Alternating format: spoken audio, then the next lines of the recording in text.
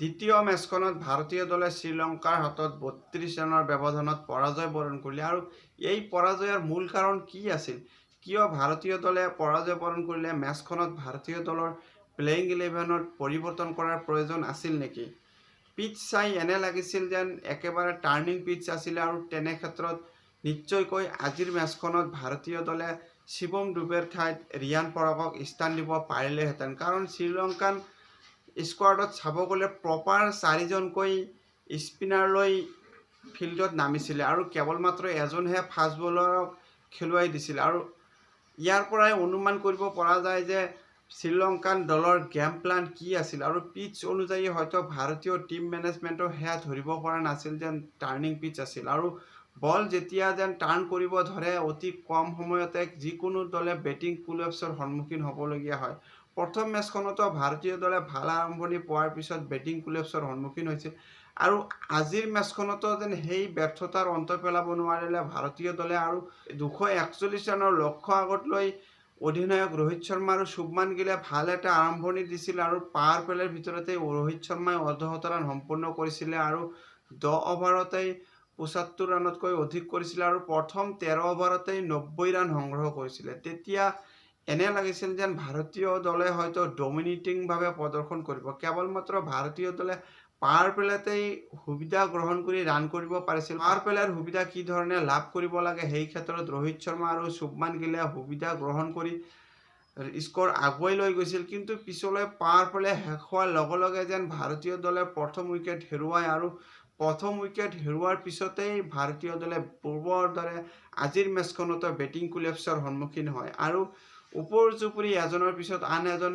বেটাৰে যেন কণ্টেষ্ট লৈছিলে যে কোনে কিমান কম সময়ৰ ভিতৰতে আউট হৈ গুচি যাব পাৰে। মেচখন যিকোনো এজন ছেট বেটাৰে এফালৰ পৰা থিয় হৈ ডিপলৈকে বা শেষলৈকে লৈ যোৱাৰ যি এটা দায়িত্ব ল'ব লাগিছিল তেনে ক্ষেত্ৰত সকলো বেটাৰেই ব্যৰ্থ আছিলে। কেৱল মাত্ৰ প্ৰথমাৰ্ধত ৰোহিত শৰ্মা আৰু শুভমান গিলে কিছু আগুৱাই লৈ গৈছিল যদিও পিছলৈ বিৰাট কোহলি, শ্ৰেয়স আয়াৰ, লোকেশ ৰাহুল আৰু শিৱম ডুবে ৰাহুল আৰু ডুবে যেন নিজৰ খাতাও খুলিব নোৱাৰিলে আৰু 0 ৰানতে দুয়ো আউট হৈছিলে।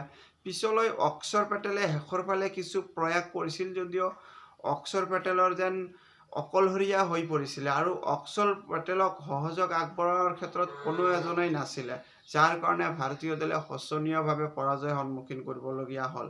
অক্ষৰ পেটেলে মেচখনত ৪৪ ৰানৰ এটা তুফানী ইনিংছ খেলিছিল যদিও এই ইনিংছ দলৰ জয়লাভ কৰাৰ ক্ষেত্ৰত কম আছিলে। মেচখনত প্ৰথমাৰ্ধতেই ভাৰতীয় দলে নিজৰ হাতৰ মুঠিত কৰি লোৱাৰ সুবৰ্ণ সুযোগ আছিল আৰু শ্ৰীলংকান দলক প্ৰথম ৬টাকৈ উইকেট কেৱল মাত্ৰ ১৩৬ ৰানৰ ভিতৰতে আউট কৰি দিছিল। পূৰ্বৰ মেচৰ দৰে এই মেচখনতো ভাৰতীয় দলৰ বলাৰসকলে টেলেণ্ডাৰ বেটাৰৰ আগত ব্যৰ্থতাৰ সন্মুখীন হয় আৰু অৱশেষত ১৩৬ৰ পৰা শ্ৰীলংকান দলে ২৪০ ৰানলৈ লৈ গৈছিলে নিজৰ স্ক'ৰ, য'ত ১৮০ কৰা যেন অতি কঠিন আছিলে। তেনে ক্ষেত্ৰত ২৪০লৈ নিজৰ স্ক'ৰ লৈ যাব পাৰিছিল শ্ৰীলংকান দলে, যাৰ কাৰণে মেচখনত ভাৰতীয় দলে পৰাজয় বৰণ কৰিবলগীয়া হৈছিল। আৰু পূৰ্বৰ দৰে যি টেলেণ্ডাৰ বেটাৰসকলে ৰান কৰে আৰু শ্ৰীলংকান দলৰ হৈ আজিও মেচখনত ৮ নম্বৰ স্থানত দুনিত ৱেলালাগে আহি ৩৯ ৰানৰ এটা তুফানী ইনিংছ খেলিছিল। ৮ নম্বৰ